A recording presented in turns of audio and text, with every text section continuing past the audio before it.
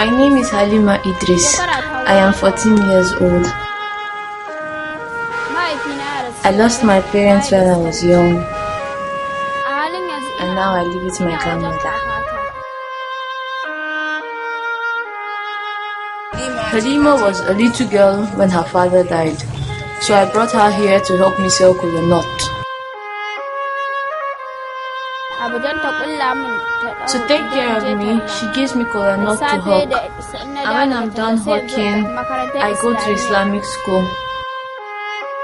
I'll make her sell so we can have enough to eat.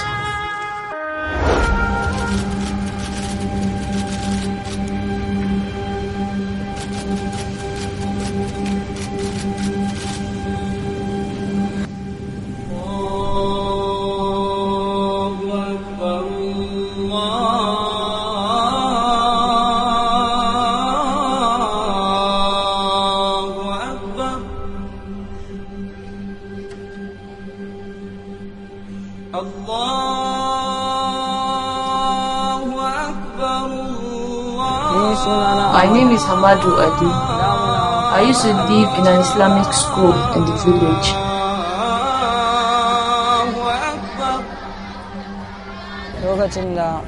While I was there, I used to beg in the streets, car park and petrol station.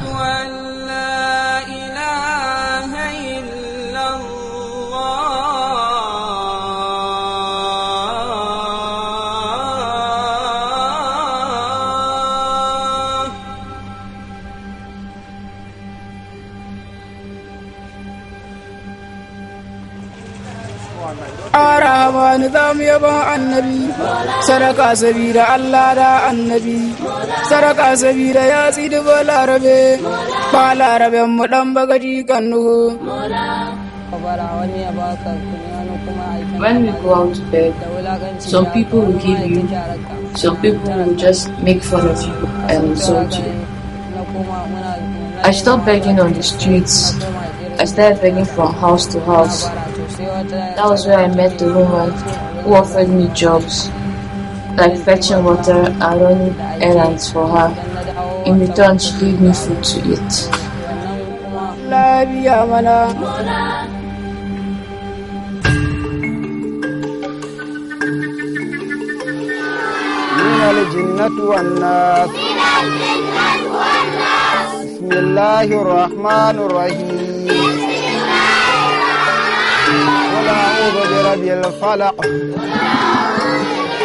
They are bringing aid from us, young pupils from Kaduna, from Katsina, and from Nigeria. We have different children coming from different parts, and we teach them. And we thank God also the different ways we use to teach these children is from what our parents taught us, what we have been taught, that we actually communicate to them.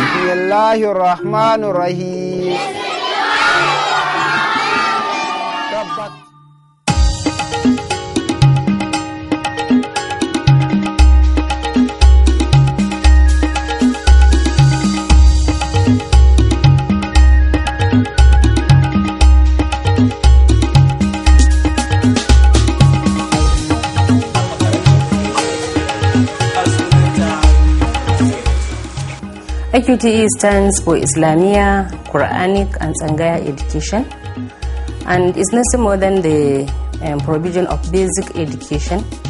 That is an attempt to enhance equity and access to basic education, where literacy and numeracy is being taught to disadvantaged children who wouldn't have gone to the walls of conventional primary school if not for the SBN intervention. It's an action or to cook a food.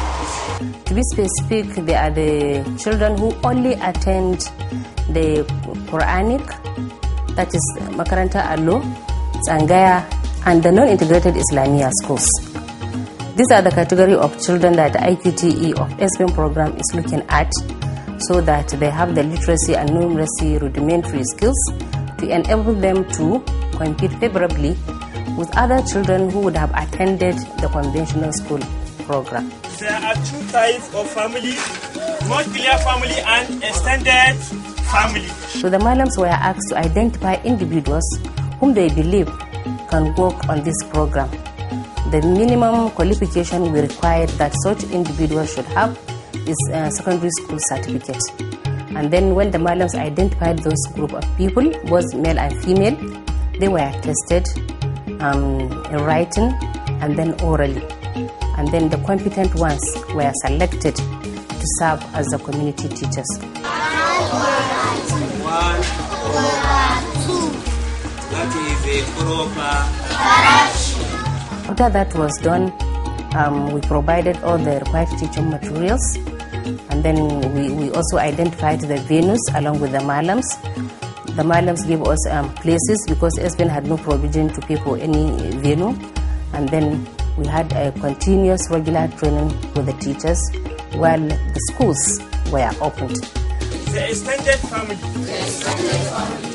is a larger family made of father, mother, children, grandparents, uncles, auntie, etc. Now, when this Western education came in, it was a bit difficult for us to accept it. The secret behind it is to have the key, the gatekeepers at your own hands. And how did we do that? We did it through continuous sensitization, lobbying and mobilization of the Malams. And apart from that, we ask them to be there whenever the program is taking place, so that they can see exactly what is happening. You know, if somebody is suspicious of what you are doing and you leave your door open, he can directly go there and see what is happening. Because we were arguing on the fact that this was what our parents have taught us in the past. We don't understand this system of education, and we felt we wanted to destroy the tradition we have actually acquired over the years.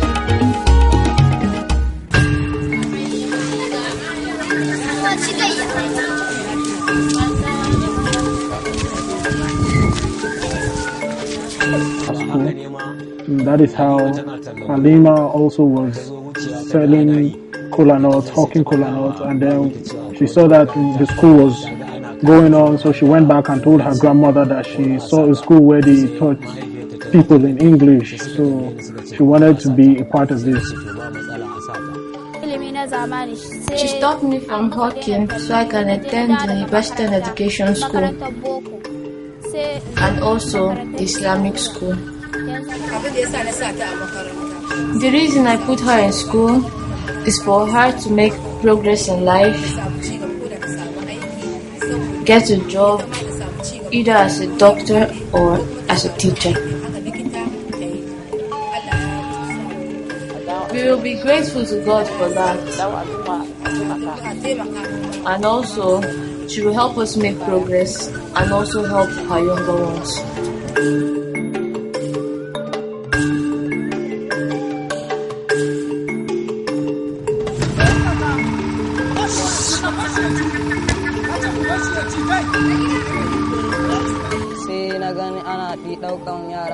I noticed the school teaching English and I decided to join them. All my books and writing materials were given to me free. I didn't buy any of them, and that encouraged me to keep going. Even those very educated teachers from outside of this place, I like to go in and sit with them and listen to what they are being, what is being taught, so that I could actually learn for myself as well.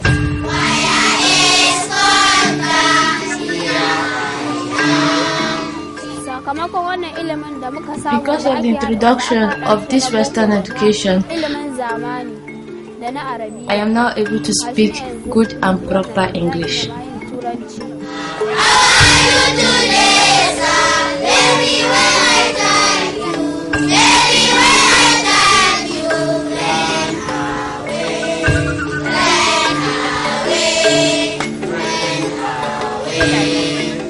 They are able to pronounce their names, they can write them down. If you ask them questions in English, they can answer some of the questions. But as you know, life changes and things change. Our children are desirous of the Western education. For a child to be able to read things on the phone, he must be able to read. And if he wants to go to a place where they said, do not urinate, and because he cannot read, he will not know, and he'll be arrested. Now you see, so we're actually inculcating this form of education so that they could actually be able to relate with the general public, and by this we're able to attain education and development. So we were taking 20 people out of them for a test, and then she was able, 20 of them were able to pass, and all of them have moved on to secondary school from the primary school, and Halima is among them.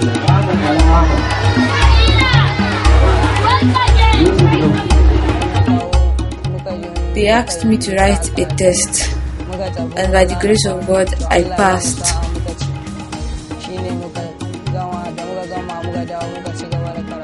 And I moved on to secondary school, and now I'm in GSS 1C.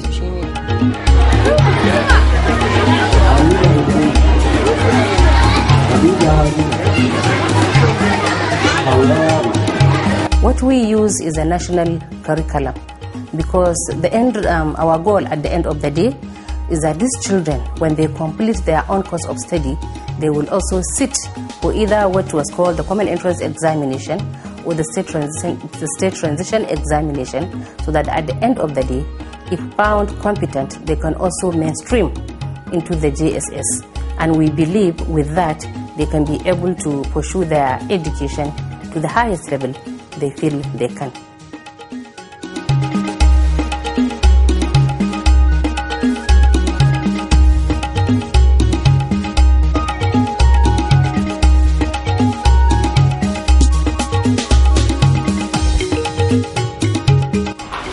If you remember, from the beginning of this week, we began to analyze ourselves as new teachers, to make a safe reflection, to know who we are, and how do we begin teaching. Can you remember that? And that's what we call philosophy of education. So we maintain a periodic training program. We have a total of 19 modules, and these modules are spread into phases, whereby we begin with our continuous training on monthly basis, at least for the first 6 months, which means that modules 1 to 6 are taught in the first 6 months, and then we continue with the subsequent modules from 7 to 12, where we increase the period of training to 2 months. So we do that bi-monthly, and then from 13 to 19 we do it on quarterly basis. So you can see that we have a whole plan for training to make sure that the standard is maintained. Make them as practical as possible, because that is what we want to see. And now Mala Ali will give us hints, some guidelines of what do we observe in each presentation. The monitoring is also very, very important. This is where we involved SUBEV and the LGA people as well as the community, so that they can go on a regular basis to monitor what is happening, to ensure that the teachers are there, they are teaching what they are supposed to teach at the agreed time, and at the same time the children are attending. And that does not stop SPIN from also monitoring to see that what it has said is being observed as desired or planned. And then we have gone further this year by working together with the SPIN to introduce the Teaching Skills Program, whereby over 16,000 teachers, primary 1, primary 2, primary 3 teachers that are teaching English and mathematics are participating in this training, or they are benefiting this training, and it's going to go on throughout this session.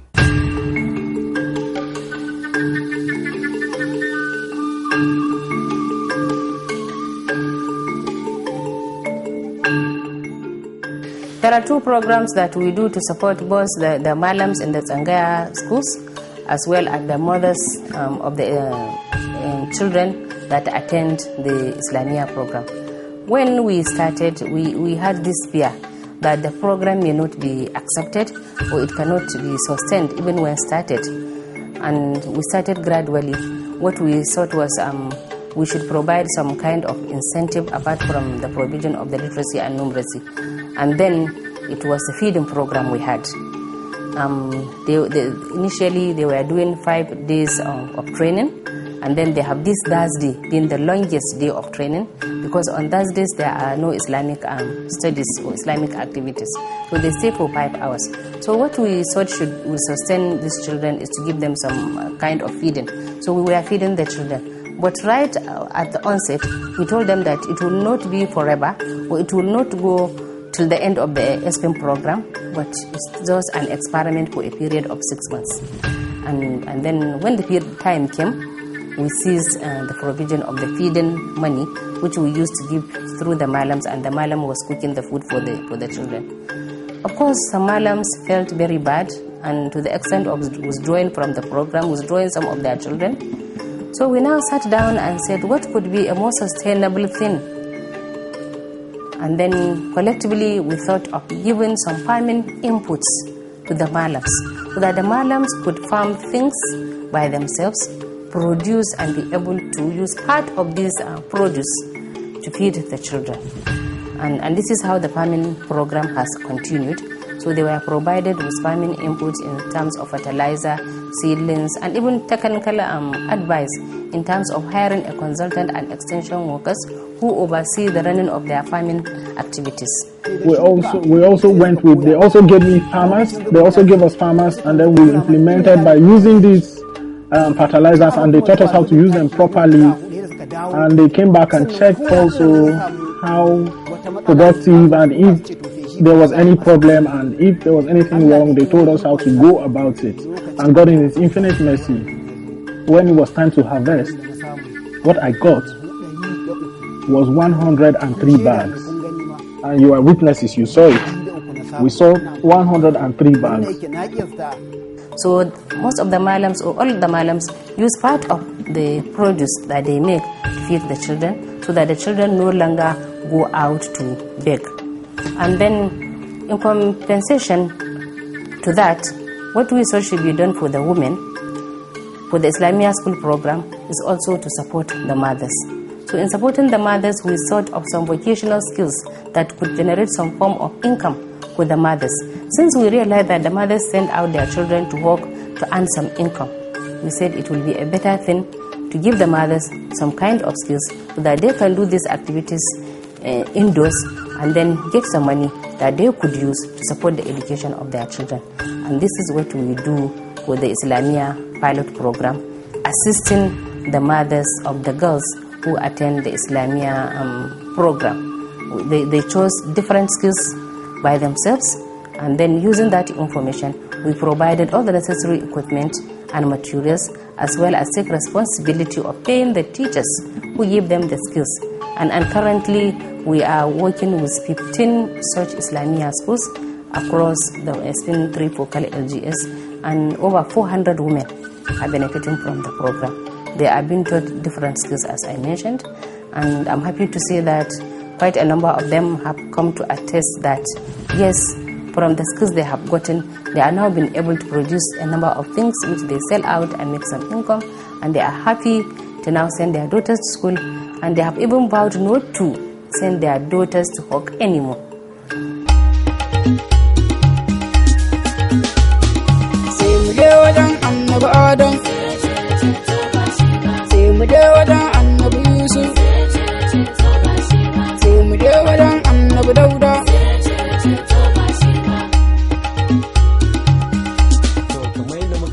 The way we see Halima, she's very calm, so we're praying that she goes on and read in school, and God help her. It's possible she becomes a doctor or a head of a school, or no problem if she comes back to this community school and become helpful to us as well.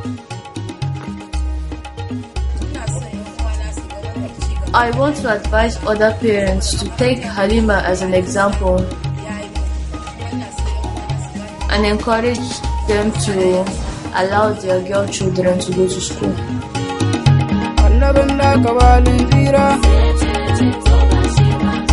wanda ka balan jira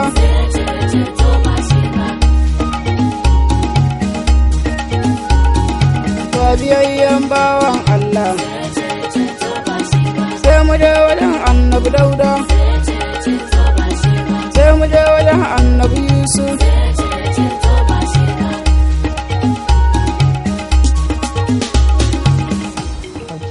I want to be a doctor so I could help people, especially the sick.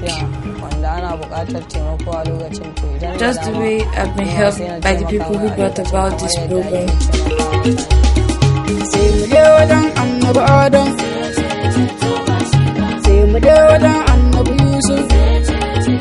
The outcome in terms of what the children are being able to achieve, especially in the area of literacy and numeracy, is very glaring and is what is motivating the malams. Because you hear the malams saying, oh, the children were not able to hold a pen. But within this period of time, they have been able to write. They can identify little things. They can be able to write some things. They can be able to read some things. And I remember one school I visited. The malam is saying, Ajia, you have conquered my school. I said, how did I conquer your school? He said, look at all the walls of this school. It's now Boko, not Arabic scripts on the wall. All my children are writing in Boko. And if anything comes to me in terms of Boko, I don't have any trouble asking somebody, an outsider, to come and tell me what is there. But I ask my children to do that.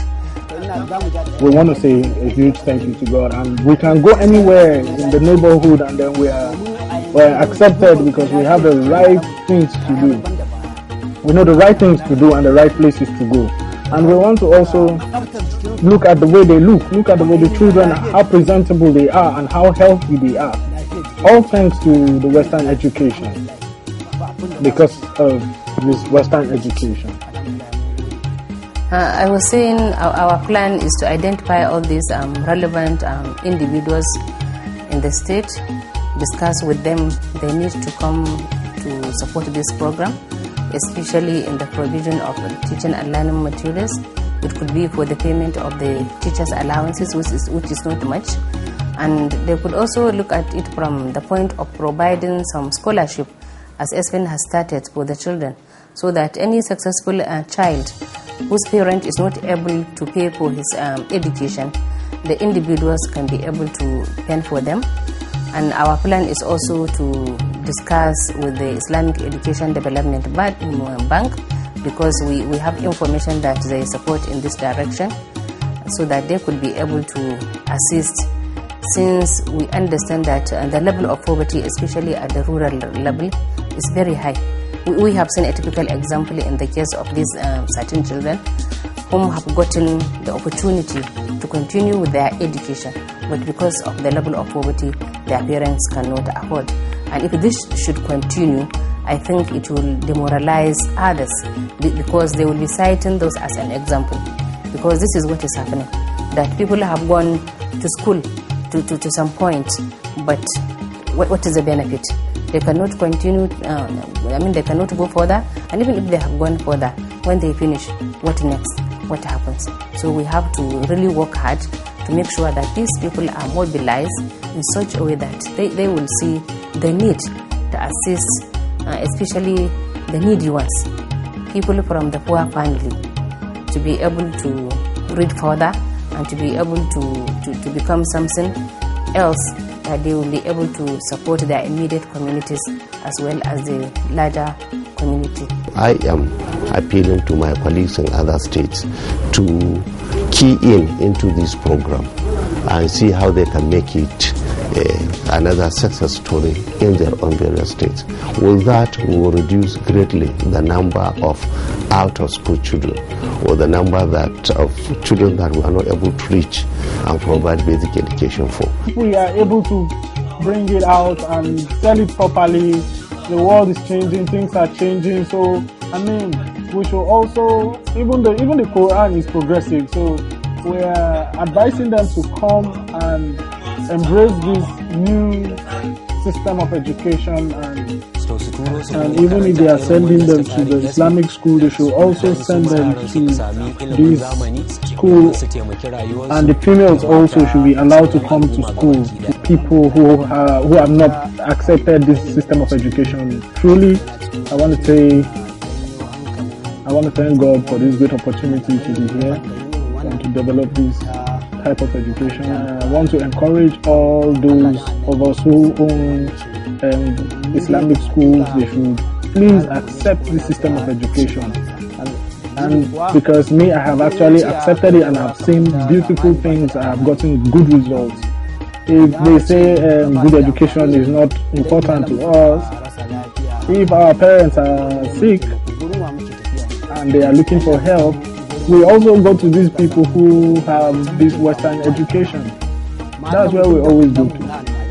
Our women, even the way we say we are watching after them, at the end of the day, they will still go to these people who have this Western education and they will touch them. And we are saying we don't want it. But if we decide to take this system of education for ourselves, we will be able to treat our people by ourselves, and we will still preserve our education, our culture. Kun ka mana ci gaba, kun ka mana